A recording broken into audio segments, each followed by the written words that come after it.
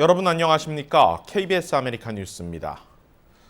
애틀랜타 연쇄 총격 사건 이후 아시안 증오 범죄를 비난하고 이에 대한 대책 마련을 촉구하는 움직임이 미 전역에서 일어나고 있습니다.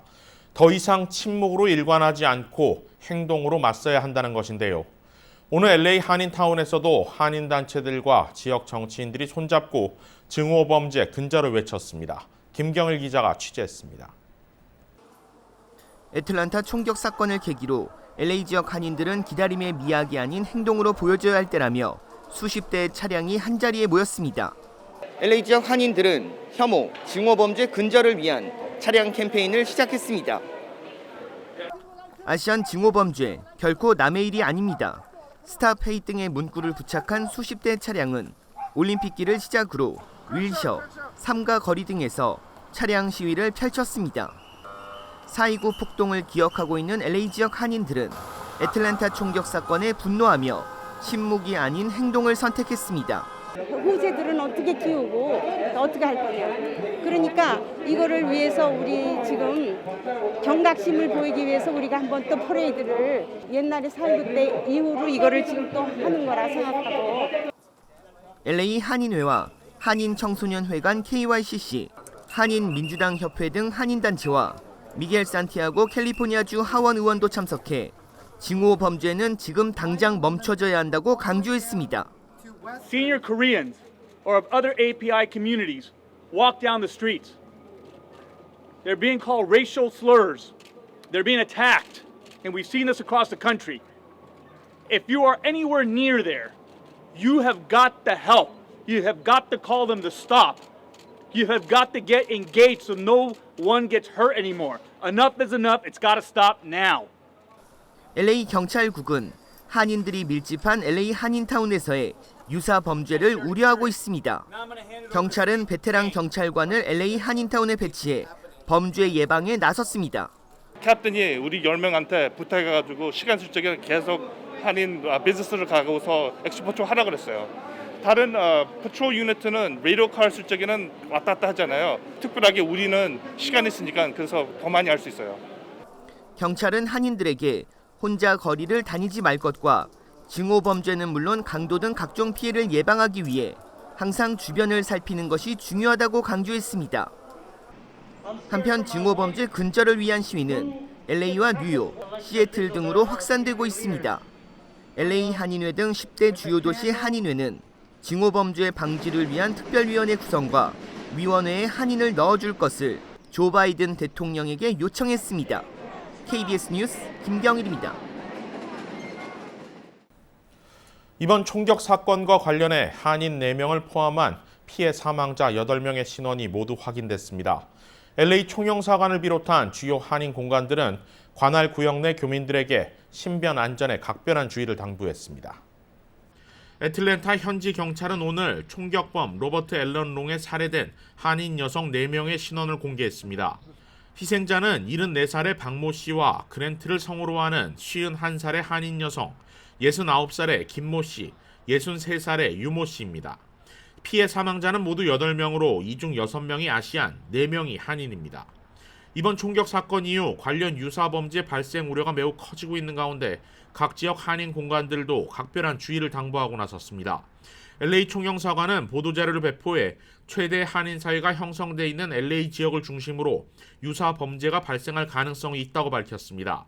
만약 인종차별적 공격이나 욕설, 폭력 등의 피해를 입을 경우 과잉 대응을 자제하고 현장을 신속히 벗어난 이후에 911에 신고할 것을 당부했습니다. 총영사관은 이와 함께 현지 사건 발생 이후 2차례에 걸쳐 LAPD 관계자를 접촉했으며 한인 동포 사회의 치안 강화를 요청했다고 밝혔습니다. 조 바이든 대통령이 애틀랜타 총격 사건과 관련해 의회에 증오범죄법 처리를 촉구하고 나섰습니다.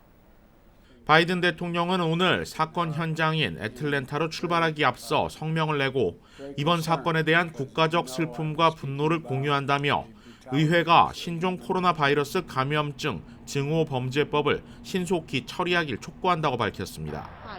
이 같은 바이든 대통령의 성명은 사건 발생 초기 아시안 증오범죄 단정에 신중한 입장을 보였던 것에서 선회한 것으로 분석됩니다.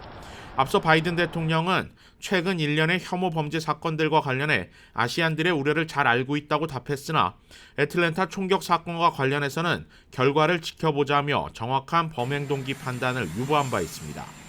오늘 애틀랜타 현지로 향한 바이든 대통령은 해리스 부통령과 함께 한인 사회를 비롯한 아시아계 대표들과 만나 의견을 수렴했습니다. 한편 바이든 대통령은 오늘 애틀랜타를 향하기 위해 에어포스 원에 올라타는 도중 계단에서 미끄러져 넘어지며 미디어들의 관심을 받았습니다. 서류미비 청소년들에게 합법적인 체류 신분을 부여하는 이민 법안이 연방 하원을 통과했습니다. 바이든 행정부가 추진하고 있는 이민 개혁의 일환인데 상원을 통과해 시행될 수 있을지는 아직 미지수입니다. 이우수 기자입니다. 청소년 추방유예 프로그램 수혜자, 이른바 다카 청소년들을 구제하는 아메리칸 드림 약속 법안이 연방하원을 통과했습니다. 이 법안은 다카 수혜자 외에도 18살 이전 국내 입국한 뒤 거주했던 서류미비 청소년들에게도 합법적인 신분을 부여합니다. 기존의 다카 수혜자들은 물론 임시보호신분과 강제 출국유예 대상자까지 조건부 영주권과 시민권을 제공하는 것이 목표입니다. 혜택을 받기 위해서는 18살 이전 입국한 뒤 올해 1월 1일까지 국내에 거주한 기록이 있어야 합니다. 고등학교나 대학에 재학 중인 경우 우선 10년짜리 조건부 영주권이 발급되고 2년 이상 대학을 수료하거나 군복무를 마칠 경우에는 정식 영주권으로 전환됩니다. 정식 영주권을 받고 3년이 지나면 시민권 신청 자격도 얻을 수 있는데 전체 대상자 중 한인 청소년들은 모두 3만 3천여 명 정도가 될 것으로 보입니다. 멕시코와 엘살바도르, 과테말라와 온두라스 등 중남미계 이민자들을 이어 5번째로 높은 수치입니다. 포괄적인 이민개혁의 일환인 아메리칸 드림 약속 법안은 연방상원의 초당적인 표결이 이루어져야 통과가 가능합니다. 민주당이 다수당을 차지한 상황이 아니기 때문에 통과가 확실치는 않지만 공화당 측이 무조건적인 반대를 하지는 않을 것으로 전망됩니다. 앞서 연방 하원에서 공화당 의원 9명이 찬성표를 던졌기 때문인데 이 같은 분위기가 연방 상원 표결에서도 이어질 수 있다는 기대도 나오고 있습니다. 연방 하원은 아메리칸 드림 약속 법안과 동시 농장 노동력 현대화 법안도 통과시켰습니다. 최근 2년 중 180일 이상을 농축산업종에서 근로한 기록이 있는 서류 미비자들을 구제해주는 법안입니다. 대상은 100만 명 수준이 될 것으로 보입니다. 바이든 행정부의 이민개혁안이 연방 하원 통과로 보다 구체화되고 있습니다. 정치권에서는 35년 만에 이민개혁이 이루어질 수 있는 원년이 될 것이라는 전망을 내놓고 있습니다. KBS 뉴스 이우수입니다. 미국 내 학교들의 대면 수업 재개가 이뤄지고 있는 가운데 연방질병통제예방센터 CDC가 학교 내 거리두기 간격을 기존 6pt에서 3pt까지 줄여도 괜찮다고 지침을 개정했습니다. 연방질병통제예방센터가 학교 내 거리두기 간격을 3pt까지 줄였습니다. 기존 6pt 간격을 유지했을 경우 학교마다 학생 수에 비해 교실 수용 공간이 부족해지는 현실을 반영한 것으로 풀이됩니다. CDC is also recommending that students be at least 3 feet apart in classrooms where everyone is wearing a mask and the community level of risk is low, moderate, or substantial. CDC는 그러면서 방역 수칙을 지킬 수 없는 환경에서는 6피트 거리 두기를 유지해야 한다고 덧붙였습니다. 가령 점심시간 음식을 먹거나 야외에서 활동할 경우에는 6피트 거리 두기를 권고했습니다. 또 가능한 교사와 학생들을 하나의 그룹으로 묶고 다른 그룹들 간의 접촉은 피할 것을 당부했습니다. 로비나 강당, 체육 시간 등 야외 활동 시에는 다른 그룹 학생들과의 접촉이 불가피한 만큼 6피트 간격을 유지할 것을 권고했습니다. CDC continues to recommend at least 6 feet of distance between teachers and staff and other adults in the school buildings and between the adults and students in common areas in the school, when masks cannot be worn, such as when eating, During activities such as singing, band practice, sports, exercise, and other activities that can increase exhalation. 최근 국제학술지 임상감염 질환에 실린 연구 결과에 따르면 매사추세츠에서 모든 사람이 마스크를 쓸 경우 물리적 거리를 3피트로 의무화한 학교들과 6피트로 한 학교들 사이에 코로나 감염률이 차이가 없는 것으로 나타났습니다. 1년 넘게 6피트 거리두기 지침이 현실적으로 어려움이 많고 특히 학교라는 제한적인 공간에서의 유지는 더욱 어려운 만큼 CDC의 이번 개정 지침은 학교들에 더 많은 선택지를 제공하기 위한 것으로 풀이됩니다. 코로나19 이후 크게 줄었던 뉴욕의 관광객들이 다시 늘어나고 있습니다. 오랜 기간 침체됐던 뉴욕의 관광 산업이 회복될 것이라는 전망도 나왔습니다. 제휴사 뉴욕 KBTV가 보도합니다. 관광업 정부 업체인 STR 따르면 지난주 뉴욕 시내 호텔 객실 점유율이 지난해 6월 이후 최고 수준인 47%까지 상승했다고 밝혔습니다. 코로나19 이전인 2019년 3월의 객실 점유율과 비교하면 아직도 절반 수준이지만 관광업계로서는 희망을 걸만한 상황이라는 설명입니다. 뉴욕의 관광 명소 중 하나인 타임스퀘어 방문객도 늘어났습니다. 최근 타임스퀘어 방문객은 하루 11만 5천 명 수준으로 지난해 9월과 비교해 15%가량 늘어난 것으로 나타났습니다. 코로나 팬데믹으로 전 세계 관광 산업은 직격탄을 맞았습니다. 특히 뉴욕은 전 세계에서 가장 인기 있는 관광지 중 하나였지만 코로나 팬데믹 이후 뉴욕 거리는 한산하기만 했습니다. 코로나 팬데믹 전인 2019년 뉴욕을 방문한 관광객은 6,660만 명에 달했지만 지난해 방문객은 2,223만 명으로 3분의 1 수준으로 떨어졌습니다. 뉴욕시는 올해 방문객을 3,640만 명으로 예상하고 있습니다. 외국 관광객의 수는 내년 이후에나 회복될 것으로 보이지만 우선 미국 내 다른 주에서 뉴욕을 방문하는 관광객은 늘어날 것으로 전망하고 있습니다. 앞서 뉴욕시는 4월 1일부터 타주 방문객에게 부과했던 자가격리 의무를 해제키로 했습니다. 이에 따라 지난해 영업을 중단했던 뉴욕의 호텔들도 재개장 준비에 들어갔습니다. 맨드린 오리엔트 호텔과 에이저 호텔 등 시내 유명 호텔이 조만간 영업을 재개하겠다는 방침을 밝혔습니다. 관광업계는 브로드웨이 뮤지컬 재개장에 기대를 걸고 있습니다.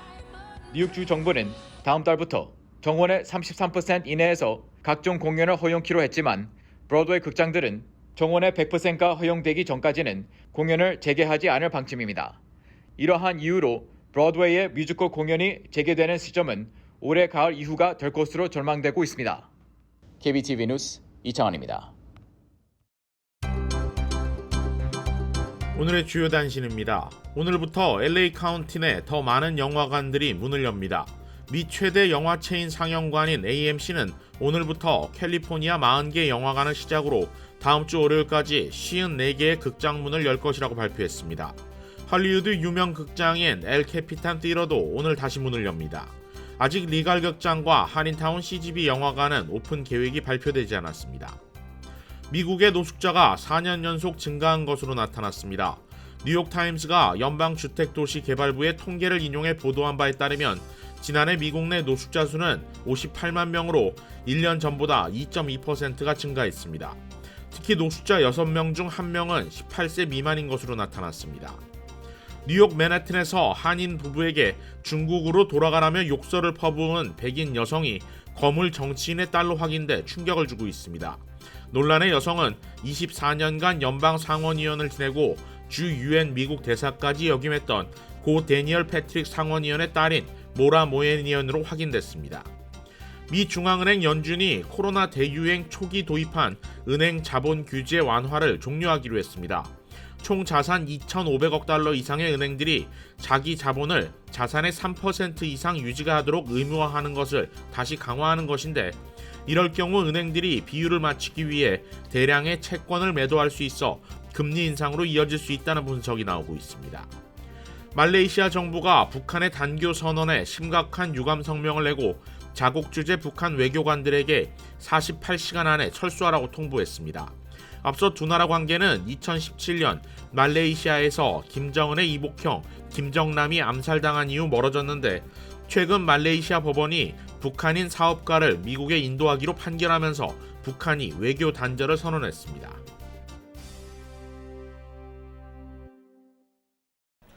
KBS 아메리칸 뉴스 마칩니다. 고맙습니다.